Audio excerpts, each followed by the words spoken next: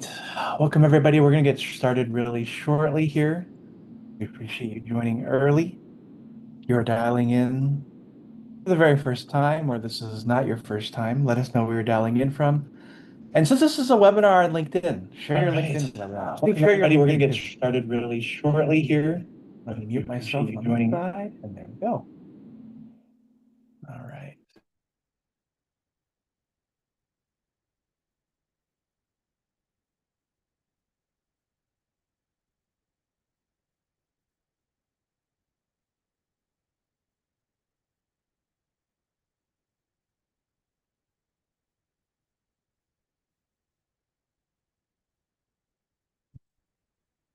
So, uh,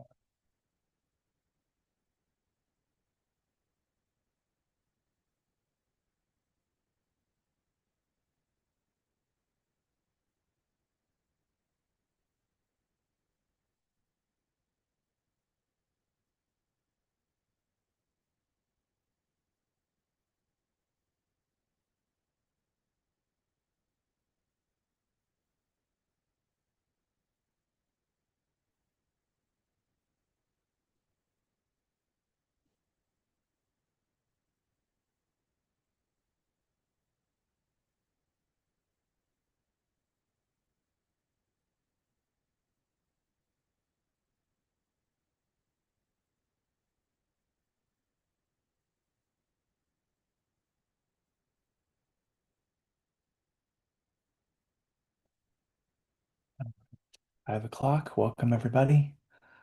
We're going to get started shortly here.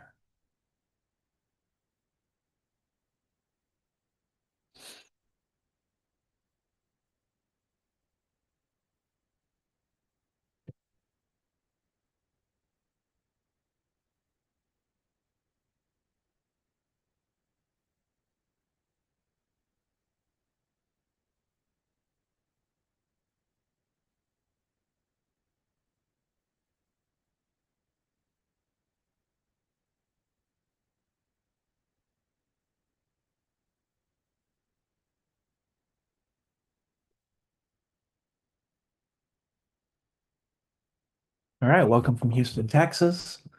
Lots of people are joining now. Um, we're going to get started a little bit after the top of the hour. Oh, and lastly, let me give you co-hosting access too. That way you can see all the comments that are coming in. Thank you. All right. Oh, wow. From Chongqing to China. All right. Seattle. You are international today, Leslie. I know, exciting. From the Netherlands. That's exciting too. I always say, these webinars are where I'd like to take my next vacation of where people are logging in from. Better make a list. Yeah. San Mateo, Boise, Idaho, Toronto, Melbourne, Australia, London. All right. Wow. It's at least 1 a.m. in London right now in Europe, isn't it? Brazil, Hong Kong, San Jose. All right. Anyone in Oregon? Anyone in Portland or Seattle? Just because I'm curious if anyone's near you, Leslie. I think I saw Sydney, one Seattle Berlin. come in. Okay, couple Sydneys. It's got to be at least 3 a.m. in Berlin. All right, that's pretty cool. Queensland, Australia. Perfect. Um,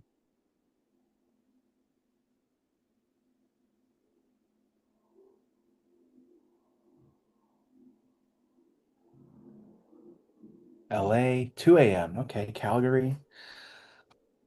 Lovely. Okay.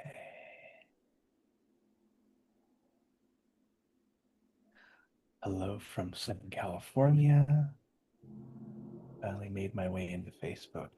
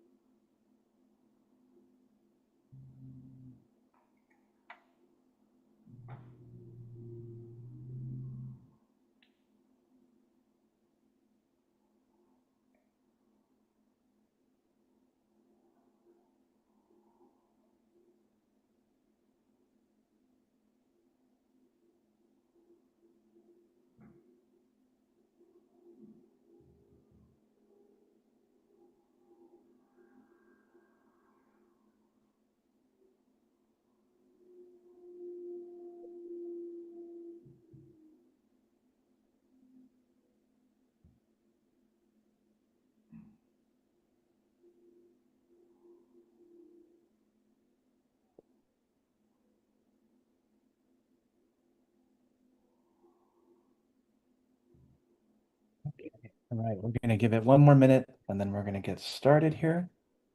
If you're dialing in, let us know where you're calling in from. Share your LinkedIn profile, what you're looking for. We are expecting quite a few people in today's webinar, so it's a chance for you to network as well, which I think is one of the centerpieces of what we're all teaching people to do today. All right, 7 p.m. in Houston, Southern California, San Jose, Alameda. Awesome, cool. Okay, so, all right, I'm gonna hit the record button a second time here, and let's do it.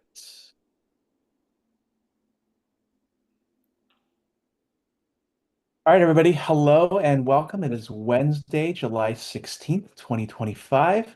You're here for today for 5 secrets to landing your next job with LinkedIn. My name is Albert. I'm the founder of Albert's List. I'll be your co-host today. And we are a job search, side hustle, and AI education company, helping you become the most indispensable that you can possibly be in your career. Today, we are pleased to welcome Leslie Lulham, who is the founder of SunUp Operations. She's a uh, fractional COO and HR consultant, and also the founder at Introly, which is a new tool that you can use to help you find your next job using platforms like LinkedIn. And as you know, with LinkedIn being so active as it is one of the places that everybody is using today to find their next job. So Leslie's going to give her presentation. Feel free to ask questions on the webinar chat and or the Q&A, and this is also being recorded. Leslie, thank you so much for joining us today. I'm going to go ahead and hand over to you.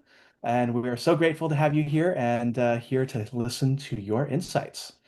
Thank you so much, Albert. It's a pleasure to be here, and thank you everyone for joining. It's amazing to see all the different locations we have joining in today. I'm going to go ahead and pull up my screen so you can follow along with me and let me know if you can see. Are you looking at the presentation? Think so.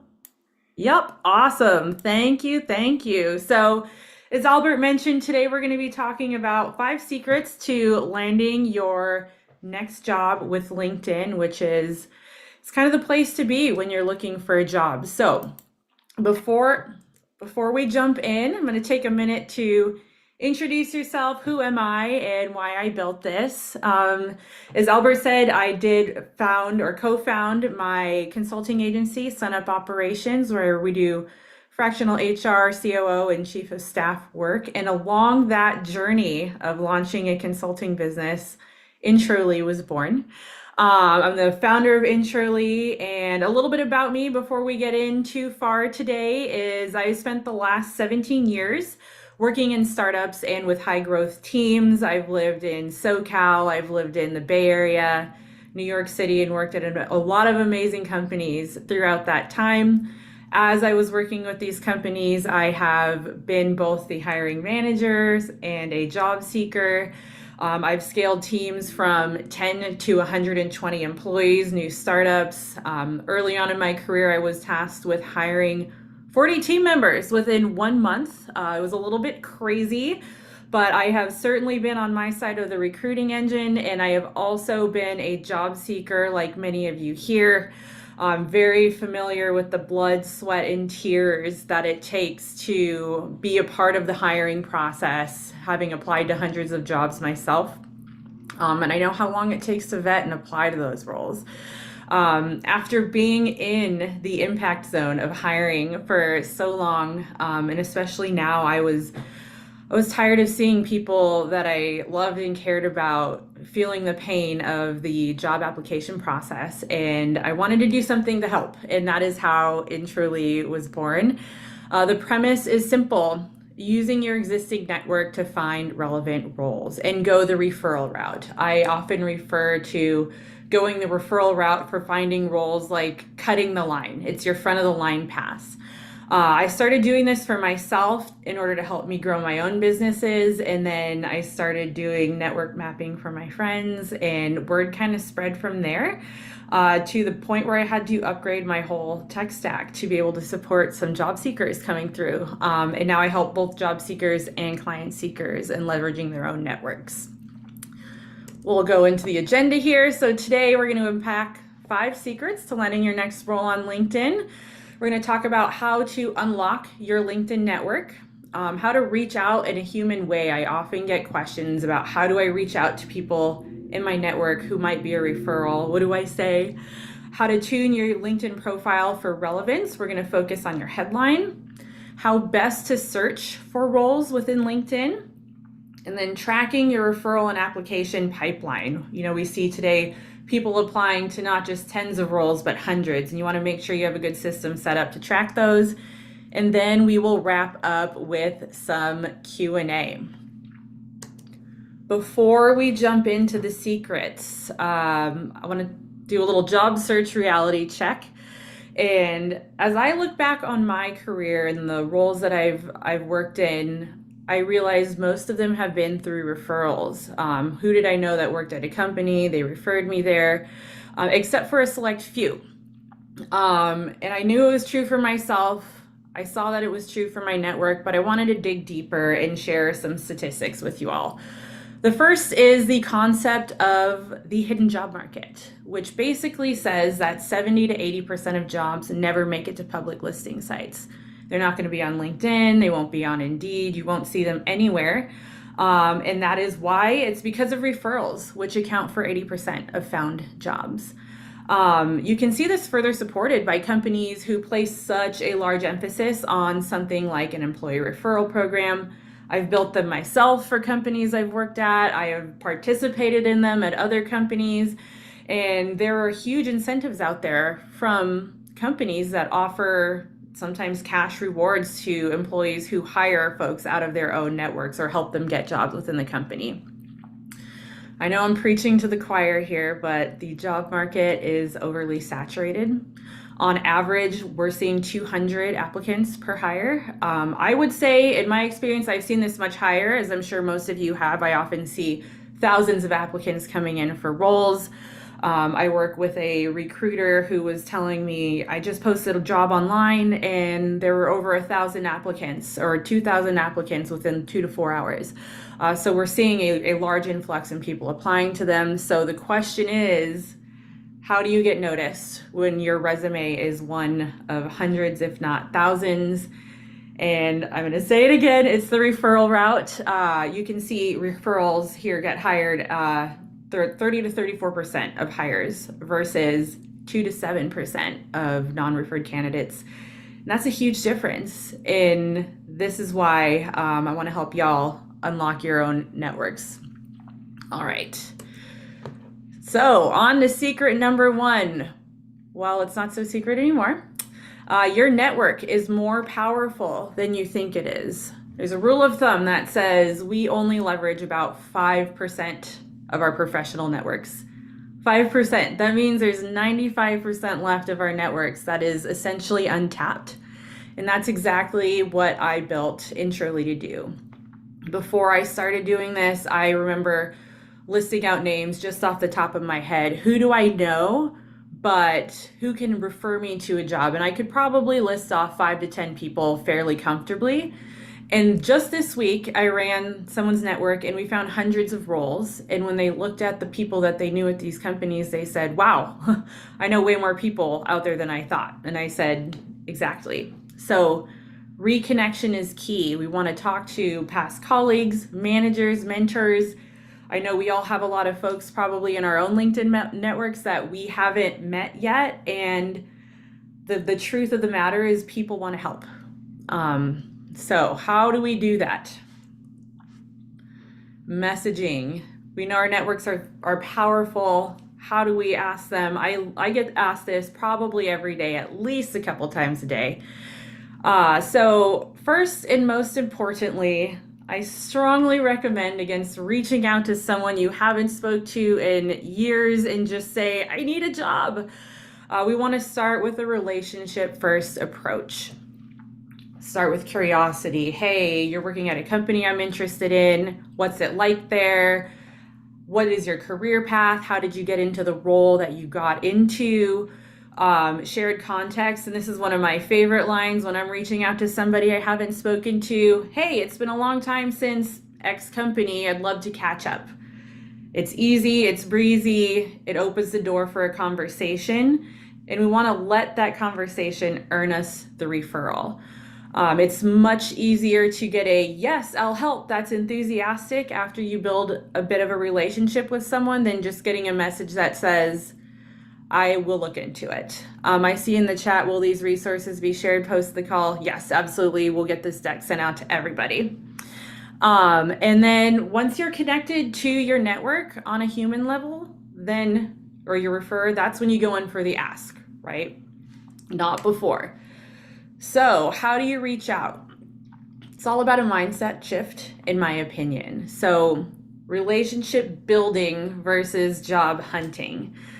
I always keep in mind to myself, people love to talk about themselves. So asking them a leading question is a great first step. Make it about them. Don't make it about you.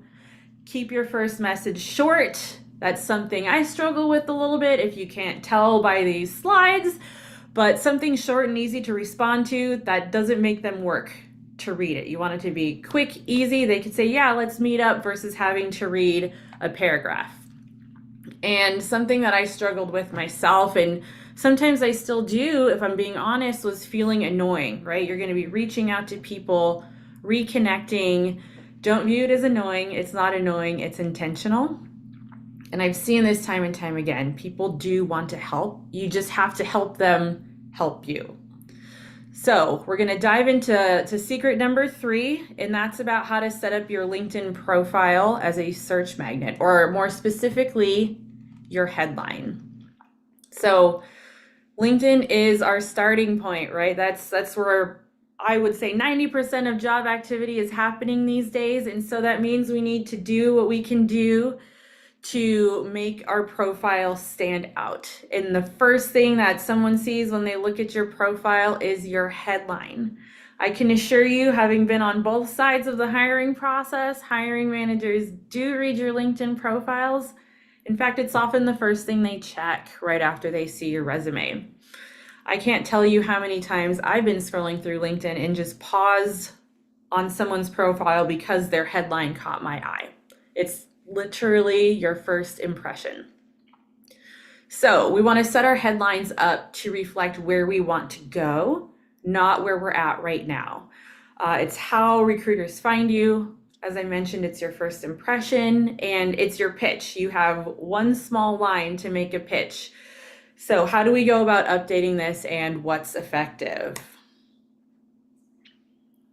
As I mentioned in my previous slide, it's not about where we're going, it's where we want to be. It's very future looking, and we want it to tell a story. So a very simple formula you can use as a starting point is, I help audience do a specific goal through a skill or approach. So for example, I help startups scale operations through workflow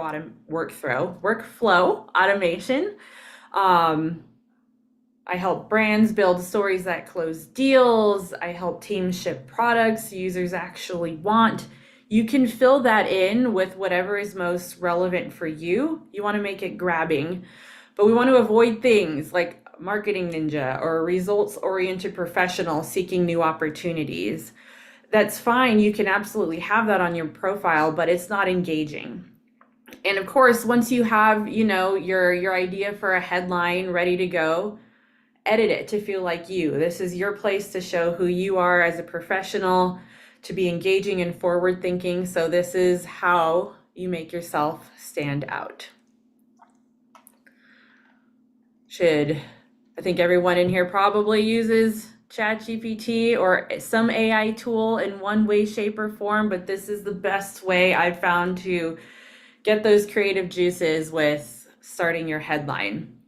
Again, I mentioned I'll be sharing this deck out with folks, so you don't have to scramble to write this down if you want to save it, but you can if you want.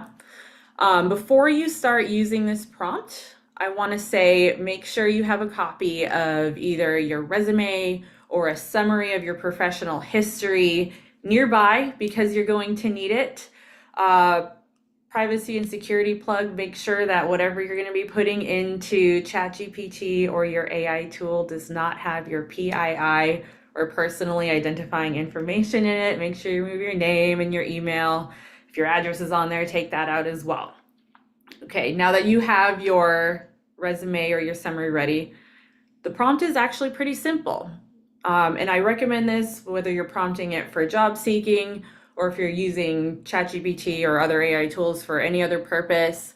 Start with context. You always want to tell your AI what it is before you ask it to do something. This helps narrow down the scope of what you're trying to do, and it makes everything you're doing more specific. You're putting ChatGPT in the mindset of a recruiter for your specific role. So we start the prompt with, you are an expert recruiter in X field. It could be marketing, finance, biotech, you name it. And then you're going to say, based on my background or experience, help me write a standout LinkedIn headline. And this is where we're going to get specific. That, one, reflects the role that I want next. You're going to have to tell ChatGPT what role that is. And I'll give you some tips for that in a moment. You want the prompt to use keywords hiring managers are actually searching for. A lot of the recruiting tools that plug into LinkedIn do allow you to filter through profiles based on keywords. You want it to sound human. You don't want to sound like a robot. You want it to follow the format that we just spoke about. I help audience do goal through my skill and approach. And then here's my background. This is the part where you copy paste your professional summary or your resume with your PII removed, and it's going to generate your prompt or your headline from here. And why does this work? You're telling ChatGPT exactly what you're looking for and exactly what you want out of it. This prompt focuses on the positioning. And once you have something that you like, you can get multiple options here. You can make edits that match your individual tone. And this makes it very easy to get multiple options fast. So run this prompt a few different ways. Try telling ChatGPT, make one that's creative, make one that's SEO keyword heavy, one that's super short, super long. Sky's the limit until you find something you like, and then you can tweak it from there. All right, so we've talked about reaching out to our networks, updating our LinkedIn headlines, and now we start the search. A lot of people go into LinkedIn, they pop open the job search console, and they just run a new search every day. But you can set filters and utilize saved searches, and there's a number of ways in which you can do this. So first, set your filters. Don't just search for the job title. Let's look for the industry you want, company type, location. You can toggle on remote if that's what you're looking for. Although, if you do toggle on the remote filter on LinkedIn, I will say it is worth it to go through roles that do not have the remote flag in the header. I've been through tens of thousands of roles now on LinkedIn, and most of those roles that don't have remote noted in them do end up being remote based on my experience. So make sure you're checking those too. Save your filters because you can set up automated job alerts. LinkedIn can send you emails daily, weekly. You can kind of determine the cadence there, and you'll get those jobs right in your inbox so that you can act fast. And that's the third point here. Act fast. If you see something that you might want to apply to, I encourage you strongly to just do it. I have seen roles put up and taken down within the same day. So if you see something that's interesting and you don't apply, that same job might actually be gone when you come back to it. And to further broaden your search, I recommend creating multiple searches based on your job title. So if I'm going in and looking for a chief of staff role, I also want to set up alerts for director of operations, COO, business operations manager type of roles. And that gives you 4 or 5 or however many searches that you want to set up running for multiple roles that you might be interested in. And some roles you might not expect go by other titles. So what I would recommend is use ChatGPT. You can go about it a couple of different ways. You can either upload your resume. I've done this for ChatGPT before. Review my resume and tell me what job I can do. And that will give you a number of roles. Or if you know certain titles that you're interested in, ask ChatGPT to give you multiple options for those roles, and then you can set up searches based on those. I use that same tactic when I'm going in and doing job role mapping for folks. All right, moving on to searching. So you've got your filters set up, you've got your job alerts coming in.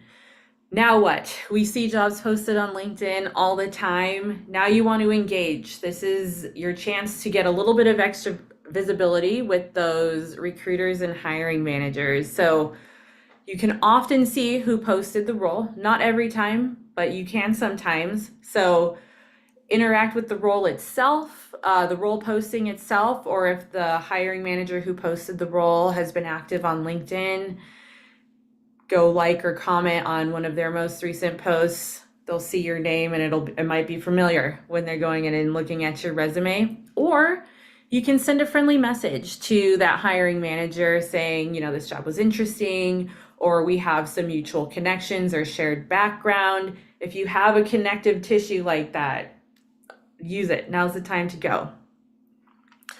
All right. Who else works at the company? If you click on a company in LinkedIn, you'll see that People tab. There's a place where you could see different roles within the company, potential people you might want to network with to try and earn a referral, or look for second and third degree connections. All that information is available to you. Use it to your benefit. Before we go on though, big disclaimer here. I put it in green so it would stand out. It's so easy to get caught up in the excitement of applying to a role or reaching out to the poster or finding someone that you might know at that company. If you're messaging a hiring manager or even a potential referrer, one message is enough. We don't want to bombard folks. We don't want to follow up every 2 days to ask if we're going to get an interview, even though I know it's helpful or it feels good, but we want to be respectful. When you see, a role on LinkedIn has thousands of applicants, those hiring managers are getting a lot of messages, and they're under immense pressure. So being respectful and not being overbearing is a great way to show them that you're respectful of them. If you message them too much, it could be a deterrent, and that's definitely something we don't want. Do I recommend getting LinkedIn Premium? I do for a period of time. There's a few different types of LinkedIn Premium you can get. They do give you greater visibility into job searches. It's great for networking. You can see what recruiters are looking at your profile. So if you can see their name, you can message them. So it gives you a lot of visibility into the hiring process. So I do if it's feasible for you. It's not necessary. Okay, moving on to secret number 5, tracking your referral and application funnel. I was hesitant to do this for a long time. I really liked the easy apply button. It wasn't getting me very far, but sometimes it feels good. Make sure you're tracking your funnel. This allows you to see trends. It allows you to keep track of who you're talking to, especially as we're applying to so many different roles, and you can capture learnings if you have all of the data. So top of your funnel, those are the conversations you're having, especially if you're going the referral route. Who are you talking to? What are you talking about? Every referral conversation and even networking conversation starts here, right? The next tier down in this funnel is referrals. Did this person that you're talking to refer you? Oftentimes they will let you know. We want to track it. This helps you when following up too. You're building trust, not only for yourself with your referral or your referrer, and you're turning these network reach outs into real opportunities at this referral stage. The interview stage, this is where I have to say, nice. You got an interview. When you're interviewing with companies, I do recommend you mention who referred you. If you were referred by someone, that helps you get visibility. Companies love referrals. If you're at the interview stage, this means your pipeline is working, right? We love to see that. And then offers. This is the last and most sought after stage, right? Track these too, especially if this was a role that wasn't posted. If you found out about it through somebody, or if you're in the fortunate position to have multiple offers, right? You want to be able to see who's giving you the offers, what they're for, so you can track all of those. All right, a funnel graphic is nice, but how do we do this in practicality? One moment, I'm going to take a quick sip of water. When it comes to actually tracking, you're going to want something to use. I use whatever you will actually stick to using. That can be a Google Sheet, it can be Notion, Airtable, pen and paper if that's your prerogative. It's totally up to you. But make any edits that will make it usable for you. When I'm putting together a tracker for myself, these are my recommendations. You want their name, you want a link to their LinkedIn URL. It'll make it much easier to get to than having to type in their name every time. The company they work at, front and center, so you can track that, the role or opportunity that you're interested in. A funnel stage, where are we at? Are we at the conversation, referral, interview stage, et cetera, Last contact date, that's a good one. If someone said they refer you and it's been a couple weeks and you haven't heard anything, you can say, oh, I haven't talked to them yet, or since then, let me bump them and see if they have an update on where my resume is in the pipeline. Any next steps? Are you sending them a thank you? Are you sending them a follow-up? Do you need to send them your resume? You can track that all in one place. And then notes, I'm a big notes text person. Anything you want to add that'll help you remember where you're at in the process. Remember, if you're not tracking it, you can't see those trends and you can't make adjustments to improve. Folks are applying to more roles now than ever. And having a simple spreadsheet to track everything will help you keep everything organized on your end. I was searching for a job years ago and I had just applied to, I would say 70 to 100 roles. And a company that I had reached out to requested an interview with me and I could not remember who they were. It was scary and embarrassing. And when I went to go find the role that was posted online, they had taken the job description down. So I was flying blind a little bit. So I do recommend you also add in a link to the job description or the job posting, or if you really want to make sure you can access it, drop the text into your tracker or drop it into a document so that you have it available for you in the future, should you want to refer back to it. All right. So we're going to talk just a little bit more about what Intrally does. I've talked about it a few times. So what is it exactly? It's a warm network mapping tool, right? We can go into LinkedIn, we can see who we know that works at companies. One thing I've found it difficult myself to do quickly and easily is just in a more bulk capacity, see who I know working at the types of companies I want, or what companies in my network are hiring specifically for the roles that I want. So Intrally helps you see that without spending the time. What we do is we put together a report with your existing network. So you end up with a report that shows you companies in your network that are hiring, the specific roles that you're interested in, and then who you know that works at those companies. So you know who to reach out to for each specific job that you're interested in. I spent hours doing this manually myself before I started Intrally. I didn't think that there was another way. And then one of my close friends came to me and said that he had just spent 6 hours going through every single connection in his LinkedIn network and looking for roles that he was interested in so that he could go the referral route. And I'd done it too. And I said 6 hours, in my experience, even now, that's pretty short, considering other folks I've spoken to.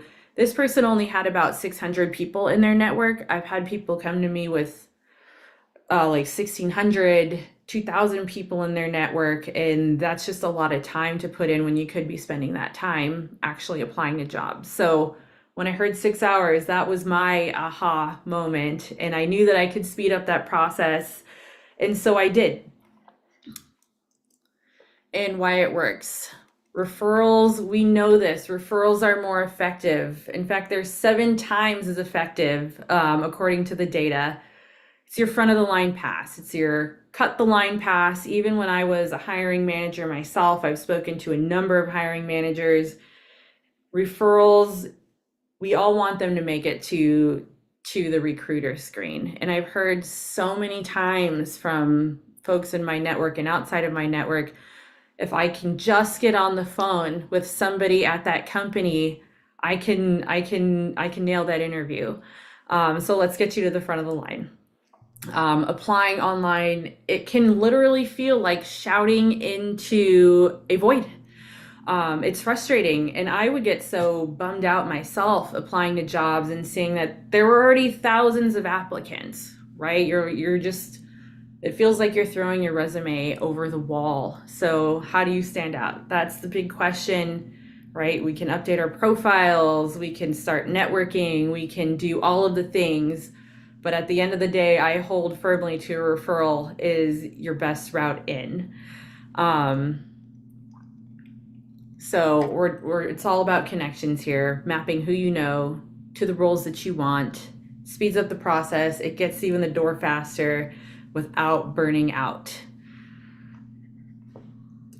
So I have a promo I'm running for Albert's list. We're gonna head into our Q&A session soon, but for anybody who's a member of Albert's list, you can use the code Alberts30 to get 30% off of your own job report. And with that, I will take it over to Q&A. All right. We got a question here.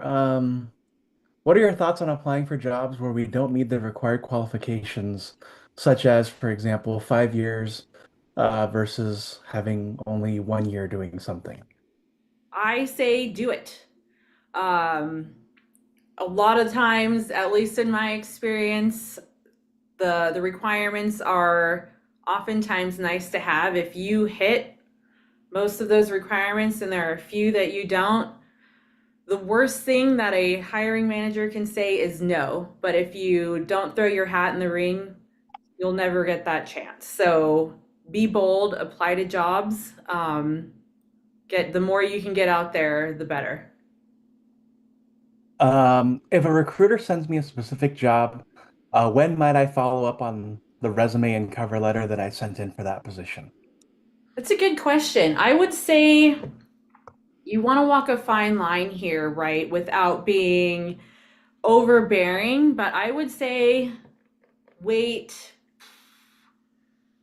3 to 5 days if you've submitted an application. However, in that time, that's where you want to engage with the hiring manager on LinkedIn, right? In a respectful way. Make your name familiar to them. Yeah.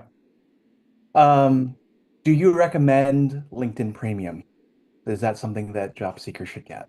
I do. I definitely recommend you get LinkedIn Premium. While I'm job seeking, I turn it on and off, but it's something I usually tell most people it's a beneficial tool to have. It'll allow you to see kind of what you're up against based on your LinkedIn profile. It has that window that says you are in the top 25% of candidates. It kind of helps you know where you fall. And if you're looking at that and you're saying, wait, why aren't I higher on this list? I would say go look at your LinkedIn profile also and make sure that it is as up to date, if not more up to date than your resumes.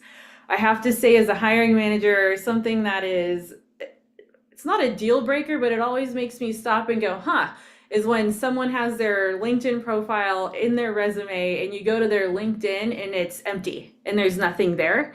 So you really want to showcase yourself and your achievements, and you can do that in an even bigger way on LinkedIn, right? Because you don't have the resume rules of 1 or 2 pages. Hmm. Can you go back to the slide that has all 5 tips so folks can take notes? 5 tips. Yeah. Do you have all 5 tips on one slide or I have the, let's see. I the don't have headline? all of them on one slide, but I will be sharing the deck out after this for folks. So what is the cost of Intrally? Is it a subscription service? I've been unemployed for 2 years and have very little money left. Understood. In Shirley, we have a couple of different packages. Right now, our packages start at 99, and that's why I have the Alberts list or Alberts 30 promo code. I'm fighting the tools, or I'm fighting the cost of AI tools by running this service, but we start at $99 for a one-time report, and then I have 2 more packages that offer report refreshes Hmm. within the same month after that. So you get your first report, that's usually the biggest. Reports 2 and 3, if you go that route, will include updated jobs using your network for refreshes. Awesome. What advice do you have if you couldn't find a job after graduating and now have a significant gap? I think resume gaps are not as big of a deal as they used to be. I think it's becoming more and more common, especially in today's job market. However, you can work on things your own, right? If you want to do freelance writing or consultants, I see a lot of job descriptions now actually requesting people have experience working for themselves or in some sort of consulting capacity. So whether you're doing that for pay or for not, you don't have to indicate that on your resume. So if you want to combat a larger gap, even thinking about doing some pro bono work might be helpful to allow you to put something in that space. How do we proceed if we don't get a response from the recruiter or hiring manager? That's a great question. I think, and this is becoming all too common, right? I think the times from which folks apply to jobs to hear back from recruiters, it's just lengthening. And it's a double-edged sword, right? It takes recruiters a long time to go through all of these resumes, but I would say if you had just applied to a job, right, you're a brand new applicant and you haven't heard back, I'd say in like a week or so, it's okay to email out and request an update. Sometimes those pipelines are just backed up. But if you're waiting after maybe an interview or you got an email from them saying they want more information, feel free to keep reaching out to them 3 to 5 days after. Unless if they say we're going to get back to you on Friday or some day of the week, they give you a date, I would say wait till the next business day after that to follow up because a lot of these hiring managers are scrambling and they're trying to reach out. They might not get to you by the end until the end of the day. So extend a little bit of grace their way too, but a really nice message out to them won't hurt. But just don't do it every day. Yep. All right, we have so many questions, but we also have an hour, so hopefully we can get through all of them. All right, so how long would you recommend to ask for a referral after the first message or connection? I assume it's best for someone to know you, build a relationship, and not just connecting for a job. Definitely. I would say start with the conversation. If let's say you're sending a brand new connection request to somebody, your connection request shouldn't be, "Hi, can I get a referral?" That's where you want to start with, "Hey, it's nice to meet you. It's nice to connect. Would love to schedule some time to catch up," or ask them a question about their career. Open the dialogue first and start a conversation. And then you can gently drop in, "Hey, I saw that your company is hiring a product manager role. It's something that I'm interested in. Like, maybe can you introduce me to the hiring manager?" Or go that route. But lead with the relationship, not the request for referral. But Mhm. it people will respond to messages typically pretty quickly. So if you can even get a little conversation going, that's better. Awesome. How do you make your LinkedIn profile to be generic if your profile can fit many roles? My concerns are the recruiter will see experience that they may not be looking for. That's a very good question, and one that in my own career I feel like has been very relevant because I work in operations, and operations can cover many, many, many different departments. And so, even myself, I worried, hey, is my LinkedIn skewing too hard one way or another? And that's where, if you're applying to one specific role type, of course, you can tailor your LinkedIn to that.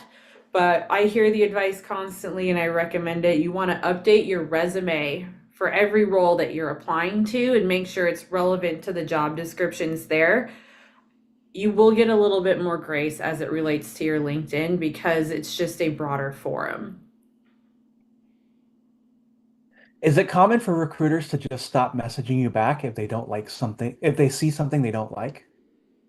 If they see something they don't like, most recruiters, and I know this isn't the case for any, but like they should be letting you know if they've decided not to proceed forward with you. Some companies, just as a policy, don't share a lot of information about why your resume may or may not have been moved forward. But in an ideal situation, you'll hear back from them. Sometimes this doesn't happen.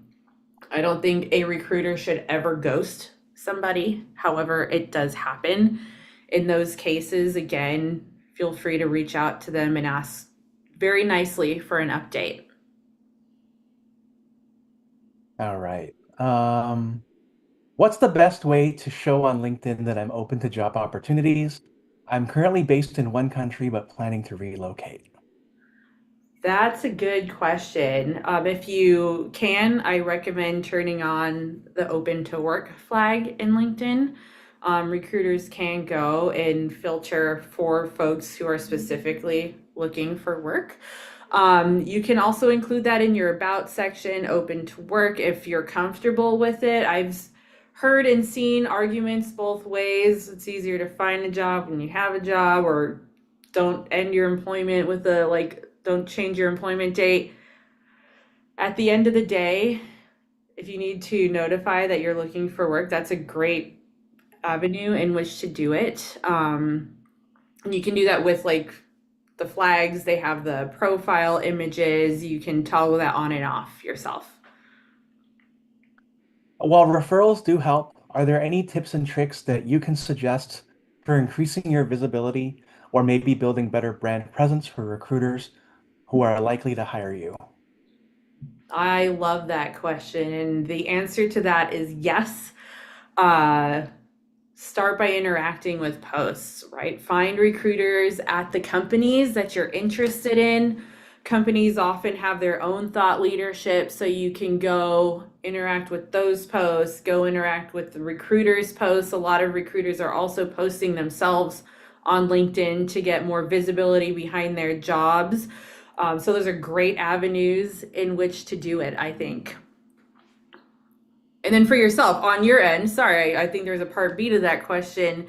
Don't be afraid to post yourself on LinkedIn. I've seen it many times, especially recently. This has been my journey thus far. This has been my experience. Or if you're in a particular field, feel free to write and post a couple of times a week. The LinkedIn algorithm tends to like folks who post 3 to 5 times per week. They like regular posting. It can be something as simple as your observation of such and such a field or sharing an interesting article. But that will boost your own visibility on LinkedIn as well. I used to have a career and then got married and moved to another country, and I'm about to have a baby. I want to work remotely, but don't have experience or know where or how to start. How do I go about setting up a LinkedIn profile for the role I want and reaching out to my connections? First That's and a whole foremost, webinar in itself right yeah, like congratulations. That is very there. exciting. New family, gonna be moving soon. Very, very exciting time. starting your LinkedIn profile from scratch essentially can be difficult. I would say, first and foremost, mimic your resume. Make sure at minimum it's reflecting the experience there. And then location changing and remote work, I feel, is very, very common now. So I would say if you know where you're moving and when you're moving, you can set your location over to there on your LinkedIn. That helps. And in your resume or even your LinkedIn, you can put relocating to X place. That way, hiring managers see it, especially if you're moving between companies, right? Or not companies, countries. Different countries have different laws. There's visa requirements. There's a lot that goes into even being able to hire employees that work in different countries. I keep wanting to say companies. So if you are eligible to work in the country, oh my goodness, in which you're moving to, indicate that too. Make it front and center. Some companies also post pre-qualifying questions in their hire intake forms. Are you eligible to work in this country? Make sure that you're selecting all those, because sometimes those will get auto filtered out if you do not indicate that you are legally able to work in the location that you're looking into. I feel like there are a lot of ghost jobs in many job portals, including LinkedIn. How do I overcome this? That is a great question. And I don't know that I have a good answer for that, because these ghost jobs or even spam jobs are becoming so sophisticated that it used to be easy to pick these out and say, oh, that one looks a little suspicious. I'm not going to apply to that. But if you're ever looking at a job posting or a recruiter reaches out to you and they are immediately asking you for money, Mm. don't take that job. That should never be happening. If they're asking you to start work like the next day, especially if you're looking at a technical role with like no training, that shouldn't be a thing. If people are trying to make you pay to get trained, if you get any indication of that from a job posting, I would say red flag. Absolutely. Yeah. Yeah, that's another question here, which is I believe it sounds too good to be true. It probably is on the internet. Or I believe if it sounds too good to be true on the internet, it probably is. Should I trust anyone who reaches out to me on LinkedIn? Um, And by the way, actually, to answer the previous question, the way around ghost jobs is to go to the employer's site directly and see if the job is listed there too. Or they might just keep it on LinkedIn because they are collecting resumes. Um, yeah. Yeah, there is a concept of an evergreen job posting, right? Companies will leave a post up and just collect resumes for ever. And that's because it's usually a role that opens up a lot, and that way they have a constant pool of candidates. But that doesn't make for a good applicant experience typically. Yep. All right. Let's see. What if my network has not been very responsive? For example, people seldom use LinkedIn, are bad about replying, or do not have good information. That's a good question. If there are ways outside of LinkedIn you can reach out to folks, maybe via email, I would try that. If you're connected with somebody on LinkedIn, when you go to their profile, oftentimes you can click on the blue hyperlink that says contact, and most of the time folks will have an email address there.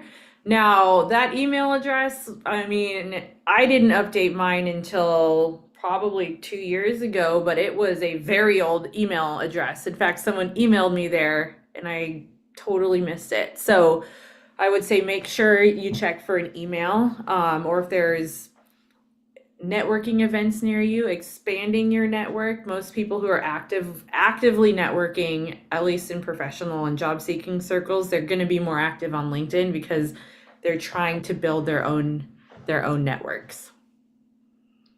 Excellent. Let's see. I moved into a new country that I have worked in before, and I don't speak the language. So most importantly to me is to get a job first. I'm available for more junior roles, and currently a director of operations, but employers do not consider me with the fear that I would leave soon when a better offer arrives. How do I convince an employer to do a more junior role? Can I offer to sign a contract for 1 year, as an example?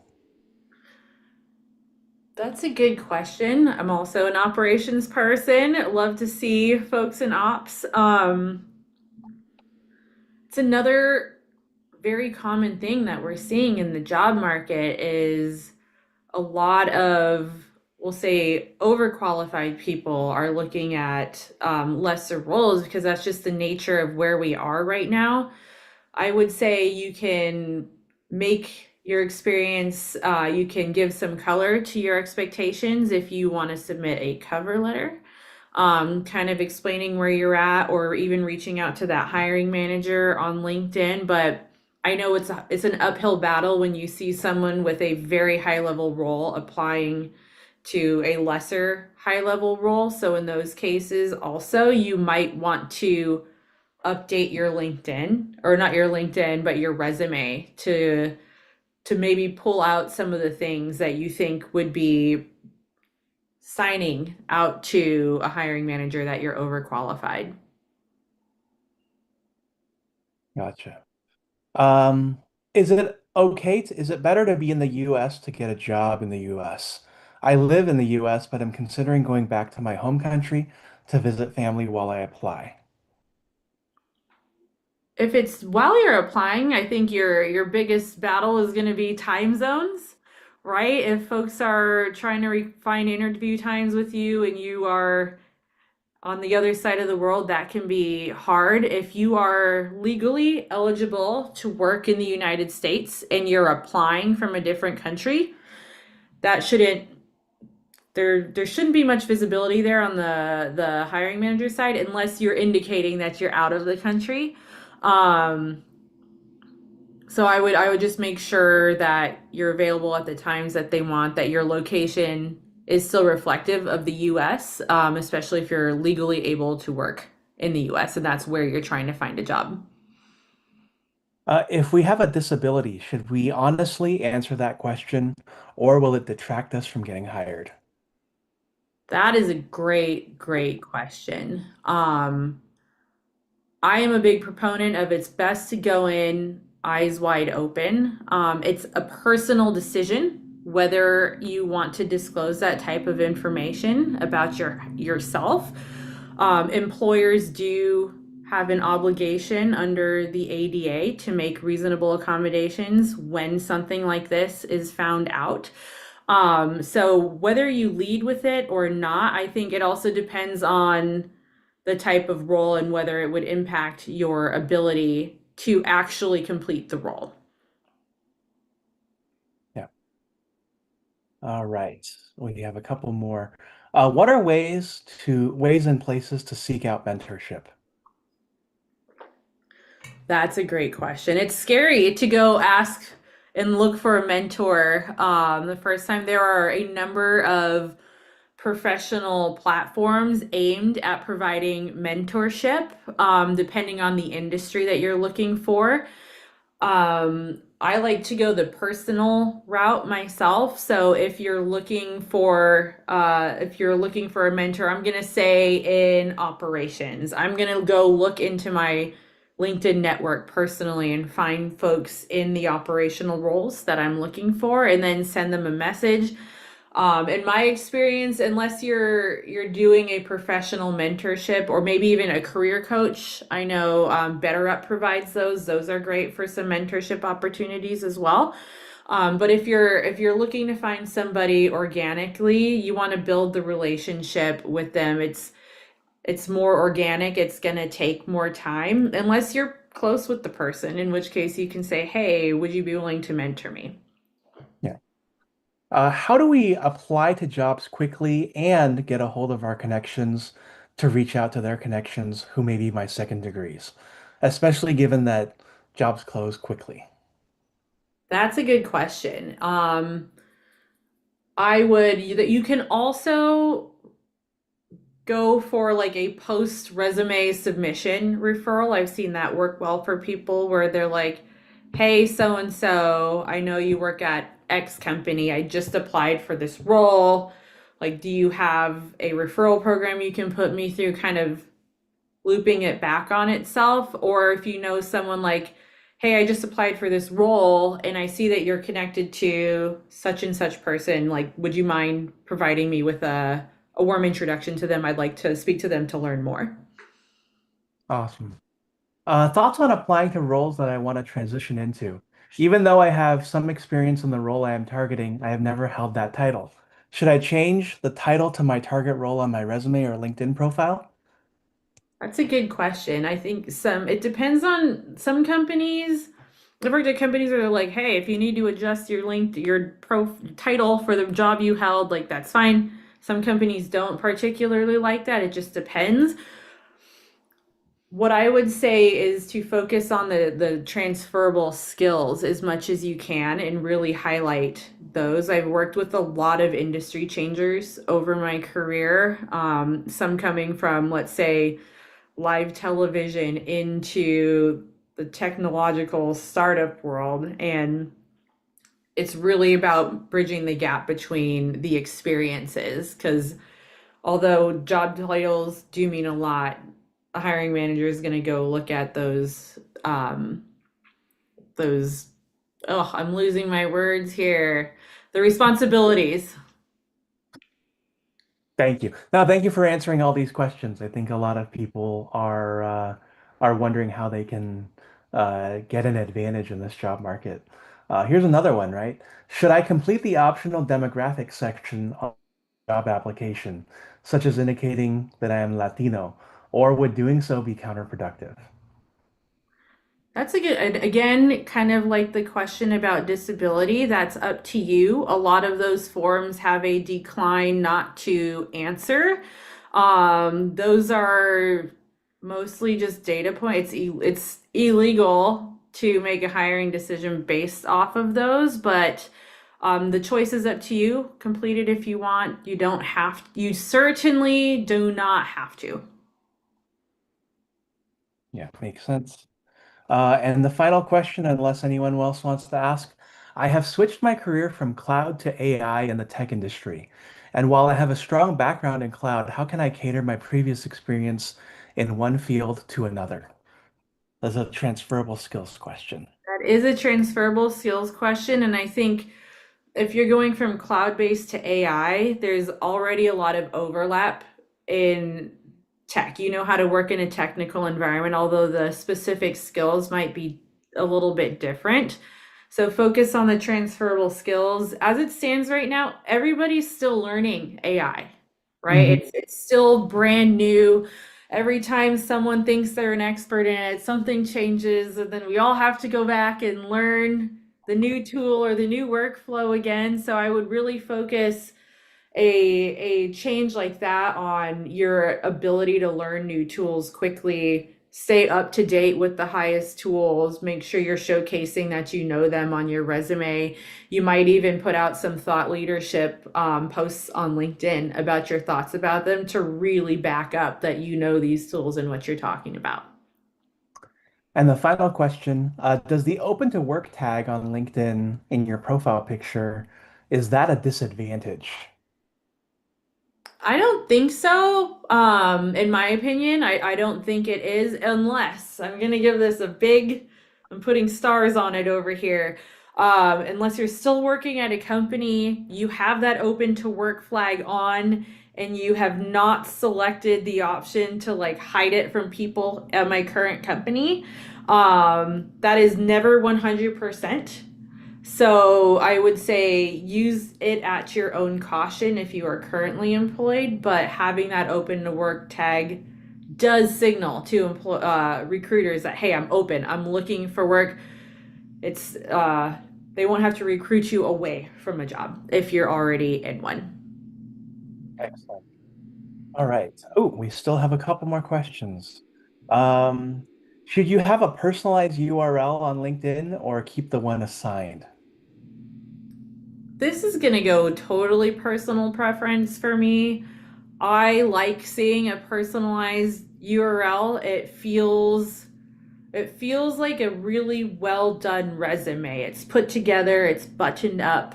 I would say if you can do it, do it. Do you have to? No, I don't think it's an active detractor, but it does look nicer on a resume, right? When we're dropping in our LinkedIn fields to resumes and job applications. And then are recruiters more receptive to job postings on their company website compared to applying to jobs on LinkedIn? It's kind of a follow-up from the other that I said that a lot of ghost jobs end up on LinkedIn and you have to go on company websites to make sure that what you see there is what you get. Definitely. I really, really like that tip, Albert, to go check the company's website. I'm going to be telling people to do that first, I think, from now on. But most ATS an ATS is an applicant tracking system. And this is the big software behind the posts on LinkedIn where all the resumes go. Most resumes they post out, or resumes, job postings, they're on LinkedIn, they're on Indeed, they're on hundreds, if not thousands, of job boards. And it allows these recruiters to have all of these resumes in one place. So does it matter whether you're going through the company website or LinkedIn? Not necessarily, though sometimes LinkedIn makes it easier to apply, right? We've all seen those companies where it's like apply and then you have to retype your whole resume painstakingly line by line. Sometimes you can get around that with LinkedIn. Yeah. Most recruiters I've heard from discourage the use of open to work as it makes you look desperate. I doubt any recruiter has hired anyone because they saw the open to work badge on someone's profile. Thank you so much. The workshop was really informative and helpful. So we are a little bit over the hour now, and you still have 80 people here and on YouTube who are watching you. Um, any final thoughts, final insights? If somebody is going to take away one thing from your zone of genius today, Leslie, what will that be? I would say if you can take away one thing, it's reaching out to folks to ask for a referral is hard and it's scary. And if you're like me, you sit there and push send, unsend at least 4 times before you send out the message. Just do it. Just send the message, send the connection request, meet the person. Your network wants to help you more than you think it does. So just do it. I love it. All right. And so with that, Leslie, I want to thank you again. I can see the thumbs up, the claps, the hearts. I think a lot of people have found a lot of value from your presentation today. And I also want to thank you. Thank you for spending the time here. Angela, you want me to send the chat? Okay, I can do that. I'll find a way to get it to you. Feel free to message me. And for all of you, thank you again for joining us today. We've got this live stream will stay up, and we also have many, many other events coming up. We'll be following up with the recording as well as the discount code for Introly. We look forward to helping you with your job search as well as your connecting with other people so that you can get in these tough economic times. Thank you so much again for joining us for today's live stream and webinar, and we hope to see you again soon. Thanks, everybody. Bye. Thank you.